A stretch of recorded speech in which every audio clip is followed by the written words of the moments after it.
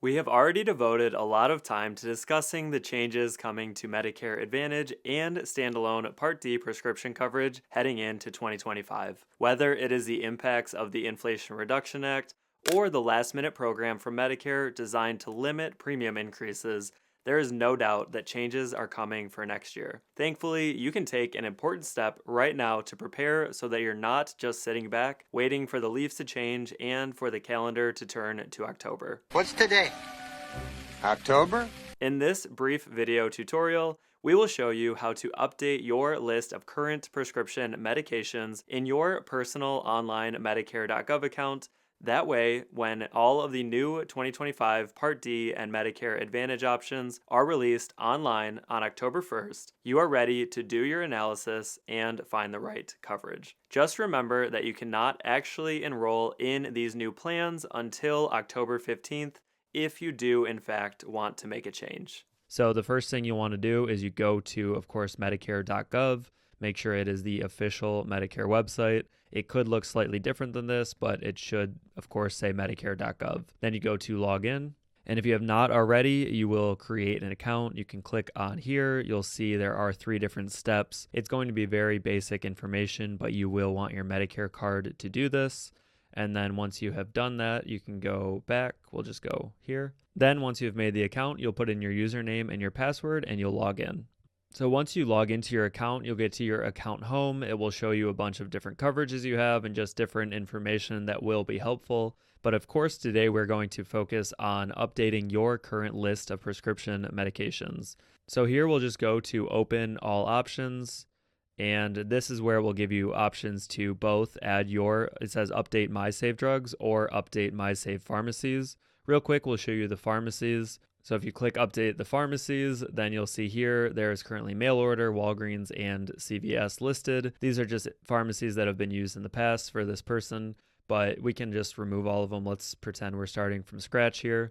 So if we do that and then we go to add pharmacy, all you're doing is you're just choosing the pharmacy that ideally you would want to use, and then they'll check to see which plans could work well for that. You can search based on your current location or your home address, but we'll just do a 5-mile search. So right now, again, there's Walgreens, CVS. You're really just going to pick whatever one works for you, and you can do up to 5. So we'll do CVS, Kroger.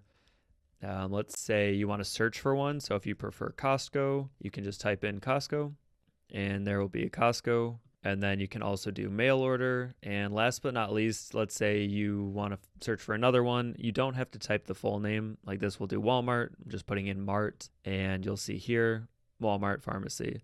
So now we have 5 pharmacies. You can do as many or as little as you want, but you should choose at least one. And then we'll do done. And now you'll have your saved list of pharmacies ready to go. So if I go here, I'll just click OK. And that brings us back to the home. And if we go to open all options again, now we can go to update my saved drugs. And once we do that, it will take you to a list. It might already have a list of the recent medications that you've been filling through your prescription drug plan. And you can always look this over. So just double check to make sure everything is correct. For example, this doxycycline, it could be an older medication that you no longer need. If that's the case, you simply remove it. Or maybe the levothyroxine, now you're getting a 125 mcg tablet or something different. Then you can go to edit. So if you have to edit a current medication, again, let's say you're doing 2 per month. So that would be actually 180 for 3 months, because that's 2 per month for 3 months. And then you can update the drug. So there you go. You can see that one is now updated. And again, this list will be saved for you. Another thing you can do that's helpful is you can go to add recently filled drugs. This will show you a list of medications you filled in the last 12 months. And you can click, let's just add the atorvastatin. And now you can see atorvastatin is on the list. So this is where you're going to craft your drug list. So that way you're ready to go October 1st.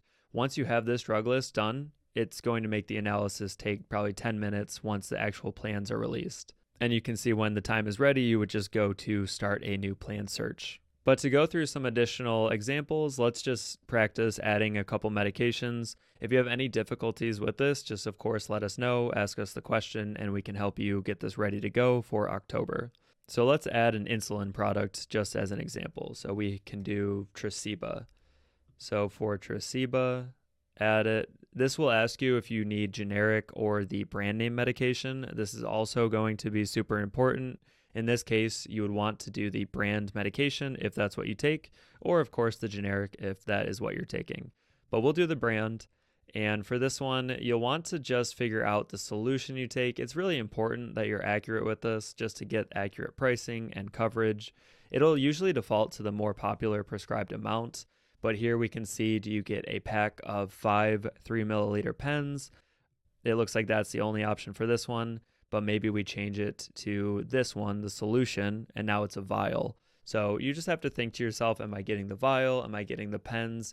Again, look at the bottles you're taking, look at the boxes of your prescriptions, and just put exactly what you're taking into this part of Medicare.gov. We'll add that one, and then it will automatically take you back to your list, and it will be added to your list. We'll do another one here to show you maybe a cream. Those can be a little bit difficult, or even shampoos. So this one, and you can see it will give you options if you just put in a couple letters. So just see what the autofill options are. This one will do the ketoconazole, and we will add that drug. So this one defaults to the shampoo, but let's say you are taking the 2% cream.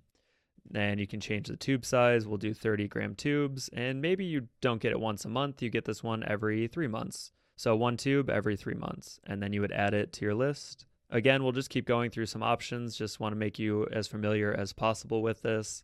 If you get Eliquis as another example, let's add that as a medication. And this one will show what happens if you get the 90-day supply again versus the 1 month supply.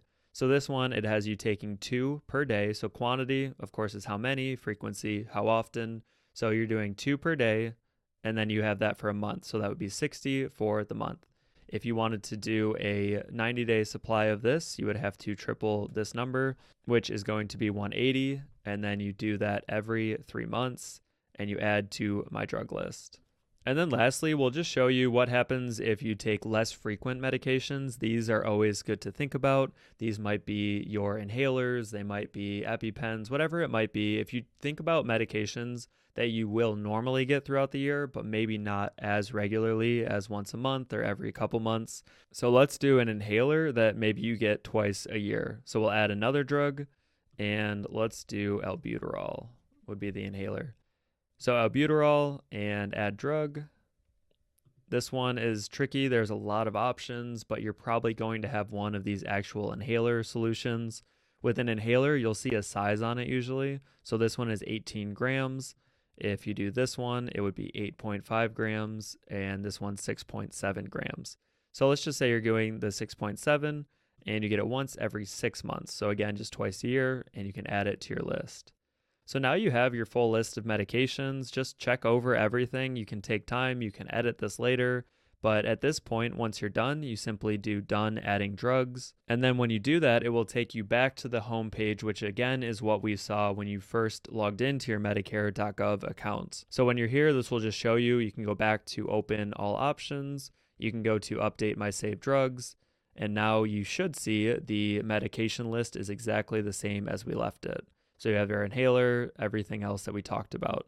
Again, you can edit drugs, you can remove drugs. The biggest thing to remember is look at what you're actually taking, look at the boxes, look at the bottles, make sure it matches what you're putting on here. And then in addition to that, if you're taking a brand name medication, make sure you picked the brand. And if you're taking the generic, make sure you pick the generic. So if you have any questions, again, let us know, but hopefully this makes you ready to go for October 1st.